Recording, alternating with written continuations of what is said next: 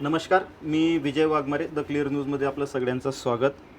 जळगाव जिल्ह्याच्या राजकारणात पुन्हा एकदा मोठी घडामोड घडलेली आहे. राष्ट्रवादीचे नेते तथा विधान परिषदेचे आमदार एकनाथराव खडसे यांनी घरवापसीचे संकेत दिले. संकेत म्हणण्यापेक्षा थेट त्यांनी सांगितलं जे की ते पुढच्या 8-10 दिवसात भाजपामध्ये प्रवेश करणार आहेत. तर खडसेंच्या घरवापसीचे नेमके अर्थ काय? खडसे भाजपात परत येऊन काय मिळवणार आहेत? खडसे भाजपात परत आल्यानंतर जळगाव जिल्ह्याच्या पर्यायी राज्याच्या राजकारणात काय बदल होणार आहेत? विशेषतः भाजपामध्ये काय बदल घडणार आहेत? त्यांचे स्थानिक नेत्यांशी जे वाद आहेत ते जुळवून घेतील का त्यांचे वाद तसेच राहतील? या सगळ्या प्रश्नांची उत्तरं शोधण्यासाठी आज आपण डॉक्टर युवराज परदेशी, वरिष्ठ पत्रकार आहेत, प्रिंट मीडियामध्ये इलेक्ट्रॉनिक मीडियामध्ये त्यांचा गाढा अभ्यास आहे. विशेष करून खडसे परिवाराचं राजकारण ते अनेक वर्षापासून फार जवळून बघतायत. युवराजजी, आपलं सर्वप्रथम स्वागत. काय सांगाल की खडसेंच्या घरवापसीचा नेमका आपण कसा अर्थ काढणार? हे बघा, राजकारणात जर आपण बघितलं तर कोणताही निर्णय एका रात्रीत होत नसतो. तर तोच नियम ऑब्व्हियसली तो खडसेंच्या प्रवेशाला पण इथे लागू आहे. आणि याला जर आपण हा सर्व एकंदरीत जो प्रवास बघताय तर ह्या सर्वांचं केंद्रबिंदू मला असं वाटतं की लोकसभा निवडणूक ह्या एकमेव शब्दाच्या अवतीभोवती फिरताना मला दिसतंय. म्हणजे जर आपण आता भाजपाची एकंदरीत ओव्हर देशभरातली पॉलिसी बघितली की त्यांना सध्या एक एक जागा महत्त्वाची आहे. एक एक जागा महत्त्वाच्या असताना जे त्यांचे कट्टर विरोधक आहेत, मग ते काँग्रेस पक्षातले असो, राष्ट्रवादीतील असो किंवा अन्य कोणते पक्षात असो, त्या अन्य पक्षातील नेत्यांना ते आपल्या पक्षात भाजपात कसे येतील. म्हणजे आपल्याकडे महाराष्ट्रात पण खूप मोठं उदाहरण आहे. माजी मुख्यमंत्री आपले अशोकराव चव्हाण यांना हे कट्टर विरोधक म्हणून यांची एक प्रतिमा होती. त्यांना भाजपाने घेतलं आणि प्लस लगेच त्यांना खासदारकी पण दिली. जर कट्टर विरोधकांना भाजपा पुन्हा आपल्या ह्याच्यात सामावून घेतोय तर भाजपा सोडून गेलेल्यांना एक पुन्हा जवळ का करू नये किंवा त्यांना परत पक्षात का आणू नये, असा सुद्धा एक अँगल याला असू शकतो. कारण की एक एक जागा महत्त्वाची आहे. आता याचा जर आपण महाराष्ट्रापुरता विचार केला तर महाराष्ट्रामध्ये बघा, मराठा आरक्षणाच्या पार्श्वभूमीवरती भाजपाची कुठेतरी मोठ्या प्रमाणात अडचण किंवा गोची निर्माण झाली आहे. हे सत्य आपल्याला नाकारून चालता येणार नाही. विशेषतः जरांगे पाटलांनी जे फडणवीसांवरती थेट जे आरोप केले आहेत, याच्यामुळे कुठेतरी फडणवीस आणि पर्यायाने भाजपा हे अडचणीत आहे. त्याच वेळेस याला जर पर्याय काउंटर किंवा दुसरा आपण एक जर आपण ऑप्शन असं म्हणतो तर ओबीसी हा एक खूप मोठा महत्त्वाचा विषय महाराष्ट्रात आहे. आणि अशा वेळेस ओबीसीचं राजकारण किंवा ओबीसी कार्ड आपल्याला खेळता येईल का, असा अँगल भाजपा करताना दिसतोय. आणि खडसेंचा हा दुसरा टप्पा आहे. पहिला अंक बघा, म्हणजे हा खडसे 2.0 आहे. त्याच्या अगोदर तुम्ही बघा की लोकसभा निवडणुकीच्या पार्श्वभूमीवरती यांनी पंकजा मुंडे यांना, महादेवराव जानकर असतील किंवा तुमचं छगनराव भुजबळ असतील, हे ओबीसी चेहरे आणि यांनी लोकसभेच्या निवडणुकीत उतरावं याच्याकरता जाणीवपूर्वक प्रयत्न करण्यात आले. विशेषतः विनोद तावडेंचं तुम्ही उदाहरण घेतलं. हे बघा, हा सुद्धा खूप मोठा उदाहरण आहे. म्हणजे एकेकाळी भाजपाच्या अंतर्गत राजकारणामुळे कुठेतरी अडगळीत पडलेले, त्यानंतर त्यांना दिल्ली पाठवण्यात आलं आणि उमेदवारी मिळाली नाही. आणि त्यानंतर तुम्ही जर बघताय की अचानक तावडेंचं राज्यातलं किंवा देशातलं जे वजन आहे, राजकीय वजन, ते वाढलेलं आहे. बरोबर. तर खडसे हा सुद्धा त्या ह्याच्यातला एक 2 पार्ट आहे. कारण की जर आपण भाजपाचा जर इतिहास बघितला तर शेठजी भटजींचा पक्ष असे म्हणून सातत्याने टीका व्हायची. आणि जेव्हा ही टीका होत होती तेव्हा दोनच लोकांनी यांना ओळख मिळवून दिली. तर पहिला जो चेहरा आहे तो म्हणजे स्वर्गीय गोपीनाथ मुंडेजी आणि दुसरे आपले एकनाथराव खडसे. हे दोन्ही माजबेस नेते. या दोन्ही माजबेस नेत्यांनी एकतर भाजपाला ओबीसीचा एक चेहरा किंवा ओळख अशी निर्माण करून दिली. मुंडे साहेबांचं निधन झाल्यानंतर अनेक गणिते बदलली. त्यानंतर तुम्ही बघितलं की खडसेंचं अंतर्गत राजकारण किंवा याच्यामध्ये ते अडगळीत पडणं असेल, पक्षांतर्गत वाद असतील, तर याच्यामुळे ते कुठेतरी बाजूला पडले. म्हणजे ओबीसी कार्ड हे भाजपाच्या हातातून कुठेतरी सुटलं. नाही, पण माझ्या प्रश्नाचं उत्तर मला अजूनही मिळालेलं नाहीये की खडसेंच्या घरवापसीचे हे तुम्ही अर्थ नाही, म्हणजे निश्चित आहे. ते बघा मी काय त्यांनी मिळवलं काय आता? मी ते तुम्हाला ते सांगतोय की बा की हा काही असं एका रात्रीतून घेतला किंवा किंवा चला बा ते सोडून गेले त्यांनी त्यांना जवळ करून घ्या. म्हणजे भाजपाची एकंदरीत विचारसरणी किंवा एकंदरीत आपलं ते असं सहज कुठलीच गोष्टी करत नाही. त्यामागे डेफिनेटली खूप मोठा रिसर्च त्यांचा असेल आणि ही सगळी कारणं या त्या कुठेतरी खडसेंच्या प्रवेशाला निश्चितपणे त्याच्या त्या कामगिरीला आपल्याला म्हणता येतील. हा एक ओव्हरऑल आपण राज्याचा विषय आहे आणि त्याचा कुठेतरी एक स्थानिक पातळीवर पण निश्चित आहे म्हणजे जो तुम्हाला जो अपेक्षित आहे. बरं, आता एक विषय असा आणखी की खडसेंनी राष्ट्रवादी सोडावं अशी काही कारणं राष्ट्रवादीमध्ये निर्माण झाली होती का सध्याच्या काळात? निश्चित म्हणजे हाच तुमचा पहिला प्रश्न जो विचारला, तुमचा पहिल्या प्रश्नाचाच हा उपप्रश्न आहे. हे बघा, खडसेंनी भाजपा सोडली त्यावेळेस खूप कारणं होती की त्यांनी सांगितलं की माझा छळ सुरू आहे. त्यांनी थेट फडणवीसांचं नाव घेतलं, थेट गिरीश महाजनांचं नाव घेतलं. तर इथे खूप मोठी आणि पक्षश्रेष्ठी त्यांना वेळ देत नव्हती. पण तशी कुठलीही परिस्थिती आज त्यांच्याकडे राष्ट्रवादी सोडताना त्यांच्याकडे कारणं नाही आहेत. म्हणजे काल त्यांनी पत्रकारांशी ज्यावेळी संवाद साधला त्यावेळी त्यांचं एक सूचक वक्तव्य होतं की मी शरद पवारांचा ऋणी आहे पण मला आता घरवापसी करायची. निश्चित आहे. मी तेच तुम्हाला सांगतोय की शरद पवारांनी उडता जेव्हा खडसे अडगळीच म्हणजे कुठेतरी प्रवाह बाहेर जात होते तेव्हा शरद पवारांनी त्यांना केवळ राष्ट्रवादी पक्षातच घेतलं नाही तर त्यांना विधान परिषदेची संधी दिली. त्यांच्या कन्येला प्रदेशाध्यक्ष बनवलं महिलेचं. थोडक्यात खडसे परिवाराचं राजकीय पुनर्वसन केलं किंवा एक्झॅक्टली त्यांना राजकारणात जिल्ह्याच्या राजकारणात असेल किंवा राज्याच्या राजकारणात असेल तर त्यांना जिवंत ठेवण्याचं काम शरद पवारांनी निश्चितच राष्ट्रवादीने. आणि तुम्ही बघा की हे करत असताना म्हणजे जरी ते भाजपात प्रवेश केला आहे तर याला तुमच्या प्रश्नालाच एक छोटंसं एक अँगल आहे. जे तज्ज्ञ राजकीय विश्लेषक असतील ते निश्चित याच्यात खोलत जातील. बघा, दोन गोष्टी आहे की त्यांनी खडसेंनी राष्ट्रवादीवरती किंवा शरद पवारांवर टीका केली नाहीये किंवा राष्ट्रवादीने खडसेंच्या भाजप प्रवेशावरती पण भाष्य केले नाही. म्हणजे ह्या दोन बिटवीन द लाईन्स जर तुम्हाला वाचता येत असतील तर मला असं वाटतं की तुम्ही अभ्यासू पत्रकार आहात, तुम्ही निश्चितपणे ते शोधून काढाल. एक दुसरा विषय आणखी असा की खडसेंनी जसं जाहीर केलं की मी घरवापसी करतोय तसेच त्यांना काय पद मिळणार, भाजप त्यांना काय देणार, मग खडसे परत राज्याच्या राजकारणात सक्रिय होणार का, मग रक्षाताईंची उमेदवारी रद्द करून खडसेंना थेट लोकसभेच्या रिंगणात उतरवणार, खडसेंना राज्यपाल पद मिळणार. तर या सगळ्या चर्चांमध्ये नेमकं किती सत्यता आहे आणि खरंच अशा काही भाजप असा काही विचार करू शकतं का? हे बघा, ऑलरेडी जळगाव जिल्हा जर म्हटला तर हा एकेकाळी पासून हा भाजपाचा एक गड आहे आणि हा गड जेव्हा आपण याच्यात बघतो तर हा गड होण्यामागे जे 2-3 कारणं आहेत. तर त्याच्यामध्ये एकनाथराव खडसे स्वतः आणि दुसरं आहे गिरीश महाजन.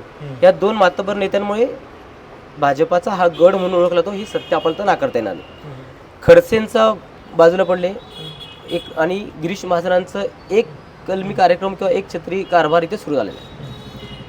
आता खडसेंच्या प्रवेशामुळे जे तुम्ही म्हणतायत की बा काय फरक पडेल वगैरे, ह्या पक्षाने पण विचार केला असेल. हे बघा, खडसे ओबीसी चेहरा आहे, एक लेवा समाजाचा एक खूप मोठा एक मासबेस असलेला चेहरा आहे. तर निश्चितच खडसे भाजपात आल्यानंतर याचा फायदा भाजपाला होईलच.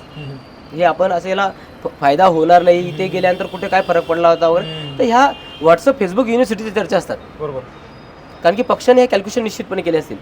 जर तुम्ही बघितलं की रावेर लोकसभा मतदारसंघ हा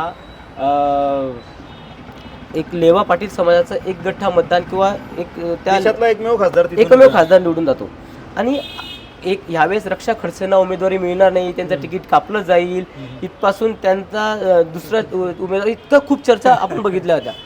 आणि आता पण जर तुम्ही बघितलं तर रक्षा खडसेंचा जो प्रचार जर तुम्ही बघितला म्हणजे तुम्ही ऑब्झर्व करा की एक गिरीश महाजनांचा एक कार्यकर्ता मेळावा जो सोडला जामनेरचा, तर गिरीश महाजन किंवा भाजपाचा अन्य कोणताही मोठा नेता रक्षा खडसेंच्या सोबत दिसला का हा तुम्ही शोध घ्या. याच्यावरती मी भाष्य करणं टाळेल कारण की उद्योगात त्याच्यावर वादविवाद होऊ शकतात. याचा शोध तुम्ही घ्यावा. नाही, मी एकच मुद्दा आपल्याला थांबवतो. जसं तुम्ही सांगितलं की गिरीश भाऊंनी एकच मेळावा घेतला आणि ते रक्षाताईंसोबत भाजपची काही मंडळी दिसत नाही. तर तसाच स्थानिक पातळीवर जी एक गोपनीय बैठक झाली होती त्याचा एक व्हिडिओ व्हायरल झाला होता. वरंगावचे माजी नगराध्यक्ष सुनील काळे सुनील काळे यांचा यांचा तो भाऊ. आवाज होता आणि त्या घटनेचा मी प्रत्यक्ष साक्षीदारी आहे की ज्यावेळेस भाजपाची मिटिंग संपली, जळगावातला मेळावा संपला, त्यावेळेस आमदार मंगेश चव्हाण ज्यावेळी बाहेर आले त्यावेळी याच सगळ्या लोकांनी मंगेश चव्हाणांना घेरलं होतं की बुवा आमच्या अशा अशा तक्रारी आहेत आणि आमच्या तक्रारीची कुठेतरी दखल घेतली जाणार आहे का नाही, आमचे जे म्हणणं आहे ते कोणी ऐकून घेणार आहे का नाही. त्याच्यानंतर मंगेश दादा हे परत कार्यालयात गेले, त्यांनी गिरीश भाऊंशी चर्चा केली आणि त्याच्यानंतर ही मिटिंग झाली होती. आता मुळात विषय असा आहे की गिरीश भाऊंचं समर्थन किंवा परवानगी असल्याशिवाय हा व्हिडिओ बाहेर येऊ शकतो का. दुसरा मुद्दा, खडसे जर परत भाजपात येत असतील तर मग आता सुनील काळेंची भूमिका काय असेल किंवा ज्यांनी ज्यांनी खडसेंना त्या मतदारसंघात विरोध केला त्यांची नेमकी परिस्थिती काय असेल. हे बघा, आता सुनील काळे यांचा जो व्हिडिओ व्हायरल झाला, हे निश्चितपणे त्याच्या मागे काहीतरी कारणं असू शकतात. बरोबर. कारण की जेवढं मी सुनील काळेंना ओळखतो किंवा त्या एकंदरीत बघतो, सुनील काळेंशी जे आमचे चांगले मित्र आहेत, सुनील काळे हे एकेकाळी खडसेंचे कट्टर समर्थक होते. त्यांना नंतर मग डावलण्यात आलं किंवा त्या खडसे माझ्यावरती अन्याय करतात वगैरे असे बरेच त्यांचा एक आरोप होता आणि त्या सगळ्या ह्याच्यातून ते बाहेर पडले. गिरीश महाजनांनी त्यांच्यावरती वरदहस्त ठेवला आणि त्यानंतर त्यांचा प्रवास आपण सगळ्यांनी बघितला.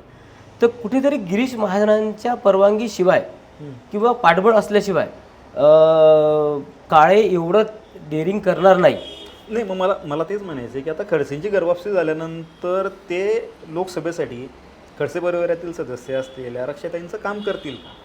निश्चित. हे बघा, भाजपा जर तुम्ही बघितलं ना तर खडसेंचा विरोध वेगळा. आता यांच्याकडे एक छान त्यांच्याकडे ना एक छान काय बघा, आम्ही खडसे साहेबांच्या विरोधात नव्हतो पण आम्ही पक्षासोबत होतो. आता ते पक्षासोबत आहे तर आम्ही पक्षासोबत आहे. तर राजकारण ह्या ज्या गोष्टी ना, तर मला असं वाटतं याच्याने काही असं खूप मोठं की खडसेंच्या विरोधात काल शिव्या दिल्या होत्या आणि आज याचा मला काहीच वाटत नाही. याचा काही विषय पण होणार नाही.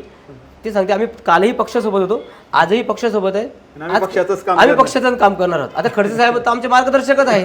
म्हणजे त्याच्यामुळे असं काही खूप मोठा याच्यात विषय होणार नाही. हां, पण होऊ काय शकतं, गिरीश महाजन आणि खडसे ही जी दोन मातब्बर नेती मंडळी आहेत. मी याच प्रश्नाकडे येणार आहे आता.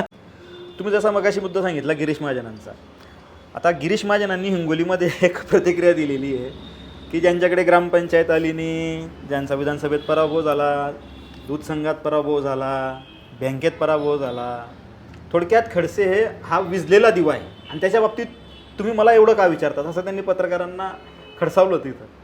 तर खडसेंच्या घरवापसीनंतर आपण जळगाव जिल्ह्याच्या राजकारणाचा प्राथमिक स्वरूपात विचार करू तर या दोघा नेत्यांमध्ये दिलजमाई होईल का? हा थोडासा तुम्ही बाउन्सर प्रश्न विचारला मला असं वाटतं. कारण की असं की ऑन कॅमेरा आणि ऑफ कॅमेरा ही दोन्ही स्टेटमेंट नेत्यांची वेगळी असतात. तसा काहीसा याला प्रकार होऊ शकतो. दिलजमाई होईल का नाही हा विषय तर पुढचा आहे. परंतु पक्षश्रेष्ठींनी कुठेतरी गिरीश महाजनांना एक स्पष्ट संदेश दिलेला आहे की तुमचं व्यक्तिगत राजकारण, तुमचे व्यक्तिगत हेवे दावे मतभेद हे पक्षापेक्षा मोठे नाहीत. ओके, लोकसभेसाठी आम्हाला एक एक जागा महत्त्वाची आहे आणि याच्याकरता तुमचे पक्ष राजकारण किंवा जे हेवे दावे तुम्ही घरी ठेवा. हा स्पष्ट संदेश यांनी दिल्लीत बसलेल्या भाजपा श्रेष्ठींनी देऊन टाकलेला आहे. तुमच्या अंतर्गत वादाशी आम्हाला काही घेणं नाही, तुम्हाला पक्षासाठी जुळवून घ्यावंच लागणार आहे. निश्चितच. त्याकरताच तर मी तुम्हाला आधी बोललो ना की ही स्टोरी एका असं होत नाही हो की बघ खडसे गेले आणि मला पक्षात घ्या, असं कधीच होत नाही. की याच्यामागे खूप मोठी प्रोसेस असते आणि ती प्रोसेस महाजनांना माहीत नसेल का, देवेंद्र फडणवीसांना माहीत नसेल का, असं होत नाही ना. बरोबर. मग आता तुम्ही जसं सांगितलं की त्यांना आता दिलजमाई करून घ्यावीच लागणार आहे. आपण दुसऱ्या बाजूला जर विचार केला की गिरीश महाजन प्रतिक्रिया देत आहेत पण खडसेंना विचारल्यानंतर त्यांनी या विषयावर बोलणं टाळलं, तर खडसे दोन पावलं मागे सरकतायत का जुळवून घेण्याच्या बाबतीत? म्हणतो हे बघा, सुरुवातीला बघा तुमचं माझं भांडण झालं आणि त्याच्यानंतर 2-4 दिवसानंतर आपण एकत्र आलो तर पहिले काही मिनिटं आपलं तर थोडंफार तर आपलं हे राहिलं ना. तर तसं आहे बघा, दोघं मोठे नेते आहेत, दोघांचाही राजकारणात म्हणा समाजकारणात म्हणा एक मोठा त्यांना मानणारा मोठा वर्ग आहे. त्यांचे दोघांचे मतभेद किती टोकाला गेले होते हे जळगाव जिल्ह्यानेच नाही तर पूर्ण महाराष्ट्राने बघितले. त्यांना एकत्र यायला निश्चितपणे काही वेळ जाणार आहे. ते 100% एकत्र येतील का ते याचं पण उत्तर देणं आज कठीण आहे. कदाचित येणार पण नाही. परंतु हे बघा, ही खडसेंची वैयक्तिक त्यांना काय वाटतंय किंवा महाजनांना काय वाटतंय हे गौण आहे. इथे पक्षाला काय वाटतंय हे महत्त्वाचं ठरणार आहे. त्यामुळे दोघांची इच्छा असो का नसो, एकमेकांना त्यांना सोबत काम करावे लागणार आहे. याच्याशिवाय दुसरं काहीच मला एखादं त्याच्यात वेगळं वाटत नाही. याच्यात आणखी एक विषय आहे की जसं आपण मगाशी चर्चा केली की खडसेंच्या पदरात काय पडेल, खडसेंना राज्यपाल पद मिळेल, थेट लोकसभेच्या रिंगणात उभं राहावं लागेल का.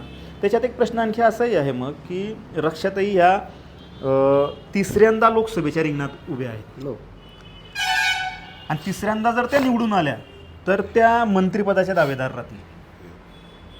आणि जर त्या मंत्रिपदाच्या दावेदार राहतील तर भाजपा एकाच घरात मंत्रिपदही किंवा खडसेंना आणखी राज्यपाल पदासारखं मोठं पद असं कसं, म्हणजे एवढं मोठं मन ठेवेल का भाजप. नाही हे बघा, आता म्हणजे काय तुम्ही राज्यपाल पदाचा विषय काढला, आता ही जी चर्चा आहे ना ही कुठेतरी व्हॉट्सअप फेसबुक युनिव्हर्सिटीच्या सिलेबसमधून बाहेर आलेली आहे. बरोबर. त्याच्यात अशी चर्चा आहेत. मग आता गिरीश भाऊ खडसेंना परत घेतल्यामुळे नाराज आहेत आणि गिरीश भाऊ आता दोघं जागांकडे लक्ष देणार नाहीत आणि मग पक्षश्रेष्ठींना सांगतील की खडसेंचा प्रवेश केल्यामुळे मग हे या सगळ्या व्हॉट्सअप युनिव्हर्सिटीच्या चर्चांकडे आपणही कसं बघतो. नाही निश्चित. हे बघा एक याच्यात कसं का की गिरीश महाजन जर तुम्ही आता बोलले की बा गिरीश महाजन दुर्लक्ष होते असं होणार नाही. की जरी आता खडसेंना पक्षाने पुन्हा घरवापसी करण्याचं त्यांनी एक पाऊल टाकलेलं आहे, पण आजही की उत्तर महाराष्ट्रातील ज्या लोकसभेच्या सर्व जागा आहेत या निवडून आणण्याची जबाबदारी जी आहे संघटनात्मक दृष्ट्या किंवा पक्षाच्या याच्यात, तर ते गिरीश महाजनांवरती आहे. म्हणजे ह्या दोन्ही जागांचे जे निकाल असतील, दोन्ही जागा जिंकल्या तर त्याचं श्रेय गिरीश महाजनांना, किंवा याच्यात जर काही पराभव किंवा काही मतांचं काही गोष्टी आल्या तर याचे उत्तर दे पण गिरीश महाजन, त्याला खडसे उत्तर देई नसतील. थोडक्यात या जागांमध्ये काहीही गोड झाला हो किंवा काहीही गणित बिघडली तर त्याचं उत्तरदायित्व हे गिरीश महाजनांचं आहे निश्चितपणे. आणि गिरीश महाजन हे कसलेले मुरब्बी राजकारणी, त्यांना माहिती की की खडसे आले म्हणून मी दुर्लक्ष असं होणार नाही. 100% गिरीश महाजन दोन्ही जागा निवडून आणण्यासाठी 100% प्रयत्न करतीलच. दोघं जागा निवडून, कारण की त्यांना माहिती की निवडून आणलं तरी त्याचे श्रेय त्यांनाच मिळणार आहे. कारण की खडसे आत्ता येतील आणि एका महिन्यात त्यांनी जादूची कांडी फिरवली असं काही होत नाही. हे गिरीश महाजनांनी इतके दिवस ते पक्ष संघटनेत ठेवलेली पकड आणि त्याच्यातून मिळालेला हा रिझल्ट, हा एकदम सिंपल मेसेज असेल. फक्त एकच येईल की जर जिंकल्या तर कुठेतरी सुकर प्रवास होईल. याच्या पलीकडे खूप मोठा त्यात असा बदल मला वाटत नाही. आणि हा पहिला प्रश्न तुम्ही राहिला की त्यांचा याच्यात मंत्रीपद, राज्यपाल पद, तर हे बघा राज्यपाल पद वगैरे हा तर एक तो खूप पुढचा विषय आहे. परंतु जर आपण रक्षा खडसेंचे जे तुम्ही बोला ते मला त्यात मत असं वाटतं की बघा ते तिसऱ्यांदा निवडून येत आहेत, तर निश्चितपणे त्या एक मंत्रिपदाचे किमान राज्यमंत्रीपदाचे दावेदार राहू शकतील. आणि याच्या मागे कारण बघा, तुम्ही उत्तर महाराष्ट्राचा विचार करा. उत्तर महाराष्ट्रामध्ये केंद्रीय राज्यमंत्रीपद सगळ्यात पहिले मिळालं आपल्याला धुळ्याला डॉक्टर सुभाष भामरे, बरोबर. त्याच्यानंतर मिळालं भारती पवार नाशिकला. म्हणजे उत्तर महाराष्ट्रात 2 टोकं झालेले आहेत. म्हणजे आता क्लेम आपला जळगाव जिल्ह्याचा आहे. तर हा जर डेमोग्राफिक जर बॅलन्स जर पक्षाने विचार केला तर रक्षा खडसे ह्या निश्चितपणे मंत्रिपदाचे दावेदार राहतील असं मला वाटतं. युवराजी, आणखी एक विषय आहे की जळगाव जिल्ह्यातील जे पालकमंत्री आहेत गुलाबराव पाटील, त्यांनी आपल्या कार्यकर्त्यांच्या मेळाव्यानंतर पत्रकारांशी संवाद साधताना सांगितलं, अगदी मेळाव्यातही ते थेट बोलले होते की खडसे भाजप प्रवेश करणार आहेत वगैरे वगैरे. आणि त्यांनी एक सुबह का बुला अगर शाम को घर वापस आ जाए तो उसे भुला नाही कहते. आणि खडसे जर मूळ प्रवाहात परत येत असतील तर आम्ही त्यांचं स्वागतच करू. म्हणजे ज्या खडसेंनी गुलाबराव पाटलांविरुद्ध मानहानीचा खटला दाखल केला तेच गुलाबराव पाटलांनी अगदी खेळाडू वृत्तीने त्यांचं स्वागत केलेलं आहे.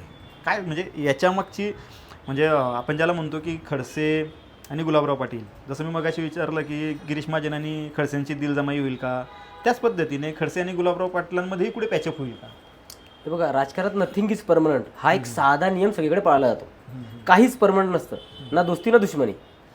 आणि गिरीश आपले गुलाबराव पाटील हे कसं एक दिलखुलास व्यक्तिमत्व, म्हणजे ते बोलायला जेव्हा उभे राहतात पोटात एक आणि पोटात एक असं नाही. हा ते, आणि ते बोलायला उभे राहिले ना तर ऐकत राहावं असं वाटतं. जो दिल में है वो बोल दिया, असं एकंदरीत आपण त्यांची स्टाईल आपण आजपर्यंत बघितली. तर त्यांनी हे जे स्वागत केलंय, मला असं वाटतं की याच्यात काही असं वेगळेपण असं वाटत नाही. कारण की बघा की मुळात हा भाजपाच्या अंतर्गत प्रश्न आहे. त्यांना माहिती आहे खडसेंना विरोध करायचा असेल तर गिरीश महाजन बसले आहेत ना, मी कशा वाईट होऊ? म्हणजे खडसेंना विरोध करायचा दुसऱ्याची पालखी तेव्हा आणणार नाही. दुसऱ्याची पालखी वाहणार नाही, असे गुलाबराव पाटील आपले एकदम हुशार नेते त्याकडचे. बरं, आणखी एक विषय, खरं म्हणजे तो भाजपाच्या अंतर्गत राजकारणाशी खूप जवळचा विषय आहे तो. सुषमा अंधारेंनी, ठाकरे गटाच्या ज्या नेत्या आहेत, त्यांनी एक ट्विट केलं की पंकजा मुंडे असतील, जानकर असतील आणि आता खडसेंची घरवापसी, तर विनोद तावडेंनी फडणवीसांना चीटपट केलं आहे. तर या ट्विटकडे, म्हणजे या ट्विटमध्ये काही सत्यता आहे की फक्त हा एक राजकीय आरोप म्हणायचा किंवा राजकीय काहीतरी कुरगुडी म्हणायची? हे बघा, ॲज अ विरोधक म्हणून सुषमा अंधारे यांनी भूमिका, ॲज अ विरोधकाच्या भूमिकेत त्यांनी योग्य त्यांचं चोखपणे त्यांनी काम केलं आहे. मर्मावर बोट ठेवलेलं आहे. आता ते दुखतं आहे का नाही दुखतं आहे, तर हे देवेंद्र फडणवीस किंवा भाजपाची जी आताची एक्झिस्टिंग कमिटी गट आहे तो सांगू शकेल. परंतु तुम्ही एक बघा, याच्यावरून बघा की जसं आपण चर्चेला सुरुवात करताना आधी पण बोललो, कुठेतरी जी म्हणजे जेव्हा खडसे आणि फडणवीस वाद राज्यामध्ये पेटला होता, दोन गट भाजपात स्पष्टपणे निर्माण झालेले की एक फडणवीसांना मानणारा गट आणि दुसरा या खडसेंना मानणारा गट. तर ह्या सगळ्या गटामध्ये ना तर अनेक लोक काही दुरावली होती आणि त्याच्यामध्ये तावडे हे सुद्धा एक महत्त्वाचं नाव आहे. आपलं मगाशी चर्चा झाली की त्यांना उमेदवारी मिळाली नव्हती. उमेदवारी नव्हती. आणि आता बघा, मी बोला नथिंग इज परमनंट, सगळे गणित बदलत आहेत, हे बदलत आहेत. तर ह्या सगळ्या याच्यात तुम्ही बघा की ह्या सगळ्या याच्यात ना की जी लोक दुरावत होती, नाराज झाली होती, कुठेतरी त्यांचं महत्त्व वाढताना दिसतंय. म्हणजे तावडेंचं जे आहे, म्हणजे एकेकाळी ज्या व्यक्तीचं तिकीट कापलं होतं, तो आज देशातल्या खासदारांचं इन्क्लुडिंग मोदी साहेब, आपले नरेंद्र मोदी पंतप्रधानांचं तिकीट तो व्यक्ती डिक्लेअर करतोय. तर ही मोठी गोष्ट आहे, मोठी गोष्ट आहे. पक्षाने स्पष्ट संदेश कदाचित दिलेला राहू शकतो, हा पण राहू शकतो. म्हणजे त्याला अनेक कामगार आहे, तो असा एका ओळीत संपण्यासारखा विषय नाही आहे. तुम्ही एखादी वेगळं चर्चासत्र घेतलं तर मला असं वाटतं की त्याच्यात छान गप्पा होतील आपल्या. बरं, आपण सगळी चर्चा करतोय खडसेंच्या घरवापसीनंतर काय वगैरे वगैरे, पण आपण रक्षाताईंबाबत म्हणजे माध्यमांमध्येही काही येत नाही, सगळं बोलाय जे आहे ते खडसेंच्या अवतीभोवतीच फिरत आहे. सुरुवातीपासून म्हणजे तुम्ही जर रक्षाताईंचं एकंदरीत देहबोली बघितली तर त्यांच्या वागण्यातून, चालण्यातून, बोलण्यातून असं कधी जाणवलंच नव्हतं की त्यांची उमेदवारी कुठे धोक्यात आहे. तर त्या इतक्या कॉन्फिडंट कशा होत्या आणि का होत्या? याच्या मागची गणितं काय होती नेमकी? त्यांचा जर आपण प्रवास बघितला 2014ला तर त्या अगदी नवख्या होत्या आणि त्या मोदी लाटेत निवडून आल्या. म्हणजे हे सत्य त्याही नाकारू शकत नाही. परंतु त्या 5 वर्षात त्यांनी केलेली कामं, 2019ला खडसे परिवाराचं वलय वगळता एक इंडिव्हिज्युअल रक्षा खडसे म्हणून त्यांच्याकडे काहीतरी पाठबळ जोडलं होतं. त्या कॉम्बिनेशनने त्या निवडून आल्या. 2019 ते 2024 पर्यंत आज हा जो तुम्ही बघितला तर कुठेही रक्षा खडसे म्हणजे बघा परिवारामध्ये बघा की सासरा पक्ष सोडतोय जो मोठा नेता आहे, त्यांचं जे राज्यातले सगळ्यात मोठे नेते भाजपाचे देवेंद्र फडणवीस त्यांच्याशी जमत नाही. जे जळगाव जिल्ह्यातले सगळ्यात मोठे नेते गिरीश महाजन त्यांच्याशी जमत नाही. त्याच वेळेस खडसेंच्या कन्या या प्रदेशाध्यक्षा राष्ट्रवादीच्या होतात, त्या भाजपावरती टीका करतात. ह्या सगळ्या गोष्टी घडत असतात. आणखी एक महत्त्वाचं म्हणजे ज्या दिवशी खडसे घरवापसीचं सांगतात त्याच दिवशी सायंकाळी रोहिणीताई ट्विट करतात आणि मी राष्ट्रवादी सोबतच आहे, पवार साहेबांसोबतच आहे, लढेंगे और जितेंगे. मला याचा नेमका अर्थच कळला नाही, कोणाशी लढणार आणि कोणाशी जिंकणार. विषय तोच आहे की ह्या सगळ्या याच्यामध्ये ना जी संयमाची भूमिका आहे ना ती रक्षा खडसेंनी पाळली. म्हणजे त्यांनी फडणवीसांना पण दुखवलं नाही, गिरीश महाजनांना पण दुखवलं नाही. त्याच वेळेस फक्त पक्षावरती लक्ष केंद्रित केलं आणि कुठेतरी त्यांना त्याचं फळ त्यांना मिळालं. म्हणजे किती प्रसंग असे तुम्ही साक्षीदार आहेत, मी साक्षीदार आहे की व्यासपीठावर खडसेंवर प्रचंड टीका होते. हो, आणि रक्षाताई फक्त मौन बाळगून बसलेले आहे निश्चित त्यांनी बघा की सून आणि सासरा हे नातं घरात, आणि इथे मी भाजपाची कार्यकर्ता आहे, भाजपाची खासदार आहे, भाजपाची पदाधिकारी, त्यांनी त्या दोन्ही भूमिकांना न्याय दिला आणि त्याचं फळ त्यांना 2024ला मिळालेलं आहे. नाही, पण मग याच्यात एक अँगल असंही होता की जसं आपण मगाशी सुनील काळेंच्या संदर्भात बोललो, तर त्या समर्थकांचा त्या दिवशी आरोपी तोच होता की पक्षावर इतक्या त्या टीका होते, पण रक्षाताई कधीच बोलत नाही, खडसे इतकं बोलतात पण कधीच प्रत्युत्तर देत नाही, त्यांच्या वाहनांमध्ये तुतारीवाली बसलेले असतात वगैरे वगैरे. तर हेही आरोप त्यांच्यावर झालेले आहेत आणि त्या आरोपांमध्ये हा विषय वेगळा की त्या आरोपांमध्ये किती सत्यता आहे किंवा काय आहे तो पुढचा विषय. तो पुढचा विषय. पण त्यांच्यावर आरोप निश्चित झाले, पण त्यांनी संयमाने हाताळला असं आपल्याला म्हणता येईल. निश्चितपणे संयम एक म्हणजे आपण म्हणतो ना की सुसंस्कृत राजकारणी, तर ही जी त्यांची इमेज आहे, म्हणजे दिल्ली दरबारी पण त्यांचं वजन आपण जर बघितलं तर आपण जे त्यांचे ते स्वतः ट्विट करतात काही फोटो अमित शहासोबत असतील, नरेंद्र मोदींसोबत असतील, किंवा काही भाषणांमध्ये त्यांचा उल्लेख केला जातो. म्हणजे बघा अमित शहा जळगाव आले ते त्याच वेळेस त्यांनी स्टेटमेंट केलं होतं, हमारी बहना, बहन रक्षाताई, बहन रक्षा, म्हणजे तिथेच त्यांनी एक स्पष्ट संकेत देऊन टाकला होता की आमच्या उमेदवार ह्याच आहेत. आणि त्याच्यानंतर त्यांनी दिल्लीचा तो दौरा केला आणि तिथून त्यांची डायरेक्ट देहबोली बदलली होती. म्हणजे त्यावेळेस खूप चर्चा रंगली होती की यांचं तिकीट कापलं जाणार आहे, म्हणजे तुम्ही मी आपण चर्चा करतो, पेपरमध्ये छापलं जायचं, पण त्या कूल होत्या. मला सांगायचा मुद्दा तो होता की ते इतक्या कूल का होत्या, कारण की बघा कुठेतरी त्यांना खात्री होती, कुठेतरी त्यांना दिल्लीतून शब्द मिळालेला असेल, म्हणजे ते प्रॉपर्टीवरचे बोजे हटवले गेले त्याच्यानंतर. नाही बघा आता हे दोन विषयाची गल्लत नका होती. हे दोन विषय वेगळे आहेत. ते प्रॉपर्टीचे बोजे वगैरे ही स्क्रिप्टेड स्टोरी आहे, तर तो कदाचित त्याच्यातला एक चॅप्टर असेल. तो ही स्टोरी ही टोटल एक लक्षात घ्या, तिथूनच रक्षाताईंचा जो मार्ग आहे लोकसभेच्या उमेदवारीचा तो तिथूनच क्लिअर झाला ना. जर बोजे राहिले असते तर ते थकबाकीदार राहिले असते, मग उमेदवारी कशी. मी ते सांगतो ना की सगळे हे बघा की राजकारणात एका रात्रीतून काहीच होत नाही. हे पुन्हा एकदा मी रिपीट करतो, हे सगळ्या स्क्रिप्टेड स्टोरी होतात. खडसेंचे याचे बोजे मागे घेणे, जावायला जामीन किंवा ही सगळी ती प्रक्रिया होणे, त्यांची भाजपा किंवा यांच्याबद्दलची जी आक्रमक भूमिका होती टीका करण्याची आधी राष्ट्रवादीत असताना, ती अत्यंत बोलतोड होणे, म्हणजे ह्या सगळ्या गोष्टी अशा कनेक्टेड आहेत सगळ्या. आपण खडसेंवर सगळी चर्चा करत असताना आमदार मंगेश चव्हाण यांचा विषय जर टाळला तर मला वाटत नाही की भाजपातील अंतर्गत राजकीय वर्तुळ पूर्ण होईल असं. धरंगावला त्यांनी एक बाईट दिला होता की खडसे जरी भाजपात आले तरी ते आमच्या बूथ प्रमुखाला ज्युनियर असतील. आता मंगेशदादांनी जशी ही निवडणूक अंगावर घेतली इकडची, तशी खडसेंच्या बाबतची त्यांची भूमिका आता काय असू शकेल. हे बघा खडसे हा वाद किंवा हे चॅप्टर जे आहे ना, ते याची सुरुवात गिरीश महाजनांपासून आहे. जर गिरीश महाजन आणि खडसेंची दिलजमाई होते तर आपले मंगेश चव्हाणांचं यांचं स्टेटमेंट असं यायला वेळ लागणार नाही की खडसे आमचे नेते आहेत. तर तो पाठ पुढचा आहे. बघा थोडक्यात काय की तेही पक्षविरोधी काही भूमिका घेणार नाहीत, आपले व्यक्तिगत जे मतभेद असतील याला वेळ लागेल. बघा हा मध्यंतरीच्या काळात ही रिलेशन म्हणजे तुटण्यापर्यंत ताणले गेलेले आहेत. त्यांना परत पॅचअप व्हायला, दिलजमाई व्हायला निश्चितपणे वेळ लागणार आहे. कदाचित लोकसभाचा ही धुराळा खाली बसेल आणि विधानसभेचे गणित आहे. बघा लोकसभेला तर हा पार्ट वेगळा आहे, विधानसभेला प्रत्येकाला आपल्या आपल्या गोष्टी किंवा आपले आपले गड सामान्य आहे. तेव्हा कदाचित ही लोक सगळी एकत्र एका ताटात जेवताना बसताना आपल्याला दिसतीलच.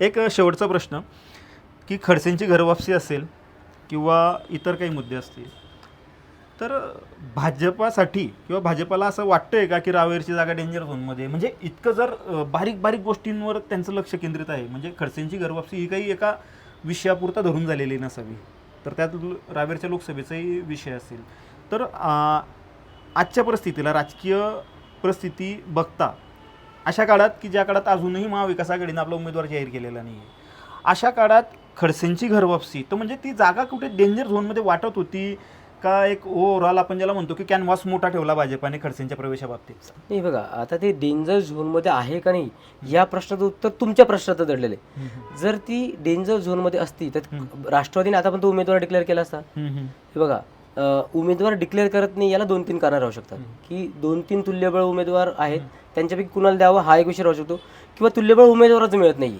मग याच्यात खडसेंची गुगली किती कामी आली?